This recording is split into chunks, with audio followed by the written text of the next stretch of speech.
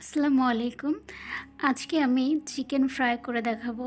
তো আমি স্কিন সহ কিছু চিকেন নিয়ে নিয়েছি ৫ থেকে ৬ পিসের মতো। আপনার যদি কোনো সমস্যা থাকে আপনি স্কিন ছাড়াও নিতে পারেন। আমি সাইজ মতো কেটে নিয়েছি।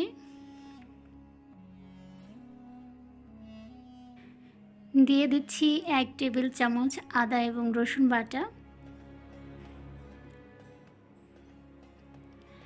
দিয়ে দিচ্ছি লাল মরিচ গুঁড়া ১ টেবিল চামচ। দিয়ে দিচ্ছি গোলমরিচ গুঁড়া, হাফ চা চামচ গরম মশলা গুঁড়া, দিয়ে দিচ্ছি ধনিয়া এবং জিরার গুঁড়া,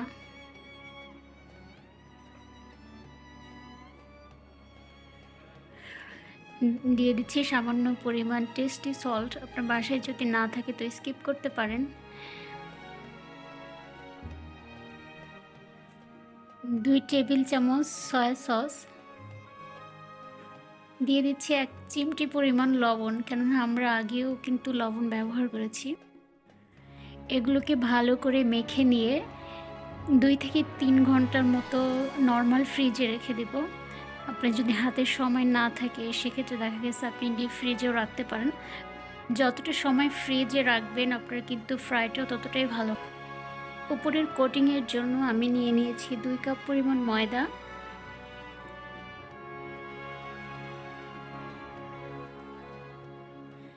সামান্য পরিমাণ লবণ,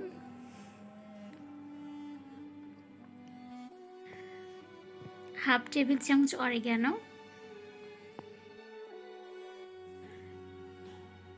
দিয়ে দিচ্ছি ১ টেবিল চামচ লাল মরিচ গুঁড়া, দিয়ে দিচ্ছি হাফ টেবিল চামচ গোলমরিচ গুঁড়া। এটা আপনার ফ্লেভারটা খুবই ভালো আসবে এবং টেস্টি হবে। সবগুলো ভালো করে মেখে নিচ্ছি। If useful to you guys, please like and share this video.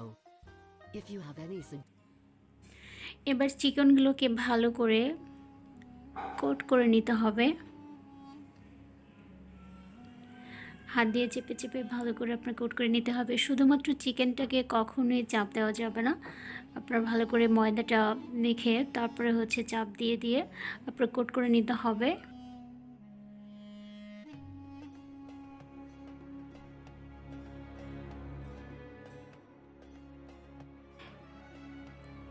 Extra ময়দাগুলোকে ঝেড়ে ফেলে দিয়ে এটা নর্মাল তাপমাত্রার পানিতে অনেকক্ষণ ভিজিয়ে রাখতে হবে এবং যতক্ষণ পর্যন্ত আপনার মন মতো কোটিংটা না হবে সেক্ষেত্রে আপনি এটাকে ২ থেকে ৩ বার পর্যন্ত ভালো করে কোট করে নিতে পারেন।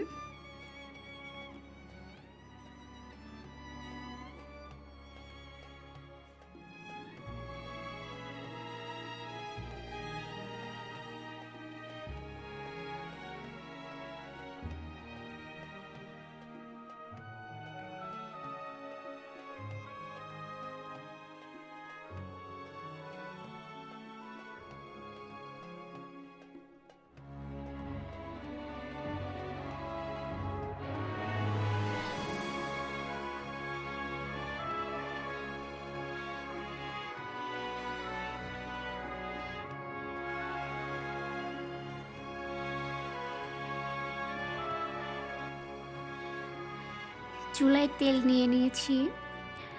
আপনার কিন্তু বেশ খানিকটা তেল লাগবে, সেক্ষেত্রে আমি অনেকখানি তেল নিয়ে নিয়েছি এবং আস্তে আস্তে এগুলোকে ছেড়ে দিচ্ছি এবং একদম কম তাপমাত্রায় কিন্তু আপনার ভাজতে হবে। এটি ভাজতে আপনার কমপক্ষে ১০ থেকে ১৫ মিনিট সময় লাগবে এবং এক পাশ হয়ে যাওয়ার পরেই কিন্তু আপনি এটাকে উল্টিয়ে দেবেন এবং ততক্ষণে কিন্তু আপনার কোনো রকম নড়াচড়া করা যাবে না।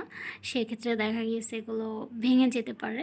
তো এই জন্য আপনি এক পাশ হয়ে যাওয়ার পরে এটিকে উল্টিয়ে দেবেন এবং ১০ থেকে ১৫ মিনিট পরে নামিয়ে ফেলবেন এবং যতক্ষণে দেখবেন যে বুদবুদিগুলো কিন্তু কমে আসবে তখনই বুঝতে পারবেন যে আপনার এটা কিন্তু ফ্রাই হয়ে গেছে।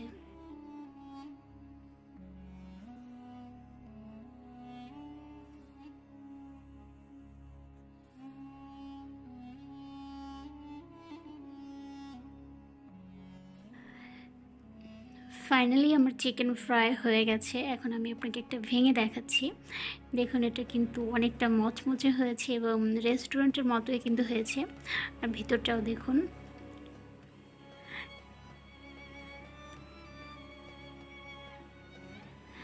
এটা কিন্তু খেতে অনেক টেস্টি হয়েছে, আপনাদের আসলে এভাবে বলে তো বোঝাতে পারবো না। তো আমার কাছে খুবই ভালো লেগেছে, আপনারা চাইলেও কিন্তু বাসায় ট্রাই করে দেখতে পারেন। আমার কাছে মনে হয় যে আপনারাও কিন্তু অনেক ভালো করবেন।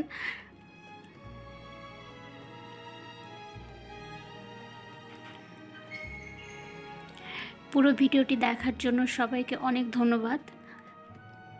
সবাই ভালো থাকবেন, এবং যদি আমার ভিডিওগুলো ভালো লেগে থাকে আমার চ্যানেলটি অবশ্যই সাবস্ক্রাইব করবেন।